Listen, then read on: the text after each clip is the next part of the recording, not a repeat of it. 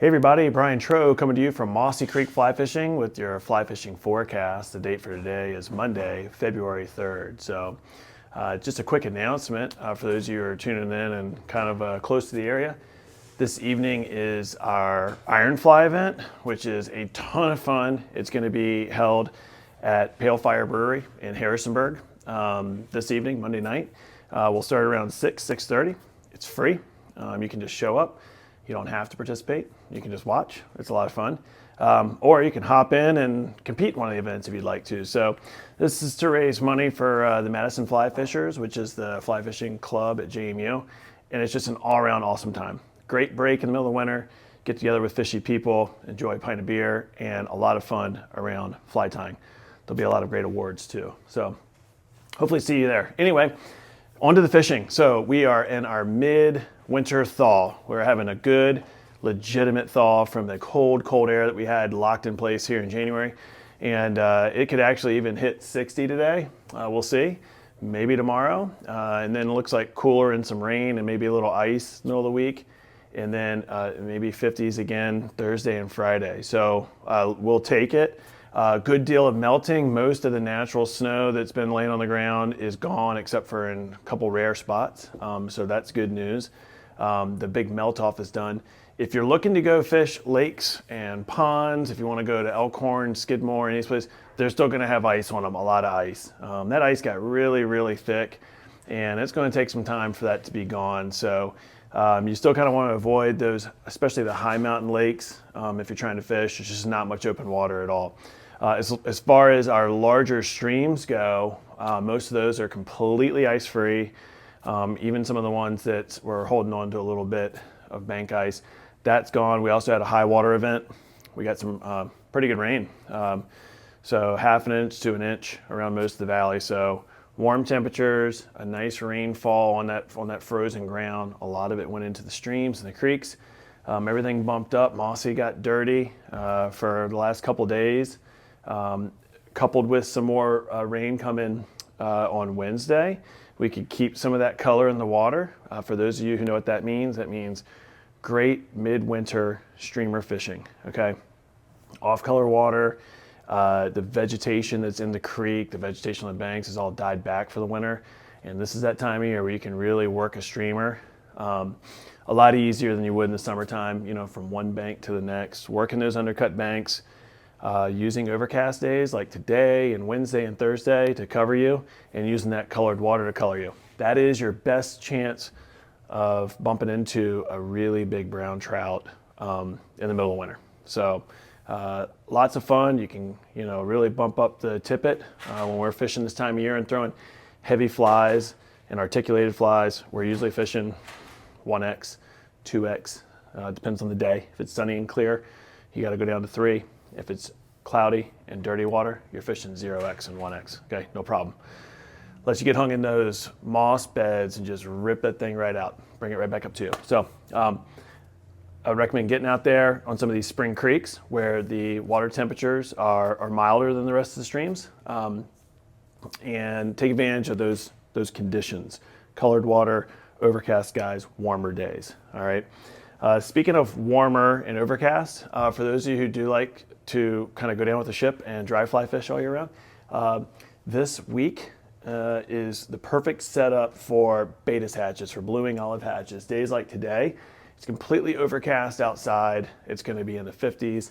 And these are the days where you're going to see blue wing olives coming off of these streams, off the freestone streams. Even with cold water temperatures, if they come off with enough numbers and they're in the right place, fish will begin to look up and respond to them. So I'm not saying go out there with the size 18 or 20 dry fly and just blind fishing your way around, but be on the lookout for some Baetis hatches over the next 5, 6, 7 days, okay? We'll see what happens next week. Week to week, everything changes, especially this time of year, but you know, for the next 5, 6 days, warmer weather, improved water flows, much needed rain coming and getting into these systems. So it all bodes well for good spring fishing and a nice little break in the winter here. There'll be more winter, but we can take advantage of it. The larger streams are quite big and swollen. Musky fishing should be good unless we get a whole lot of rain on Wednesday, kind of keeping the bigger rivers, the Shenandoah and others, up. West Virginia got a lot of flooding over the last 3 or 4 days.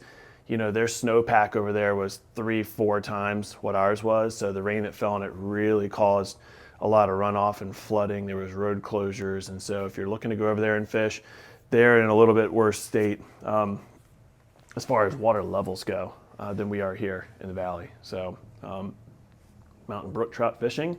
If you want to get away and get up in the mountains, most of the ice and snow, except for maybe in some of the north-facing slopes, is gone for now. So I would say get up there, enjoy a little bit of midwinter brook trout fishing. Just be methodical, fish small nymphs down deep, heavy nymphs down deep on the bottom. Grid the water out, you're going to catch some fish. We had a report from one of our guides. Sadler was out on Skidmore the other day and caught several fish nymphing down on the bottom. So they're not super picky on the type of nymph.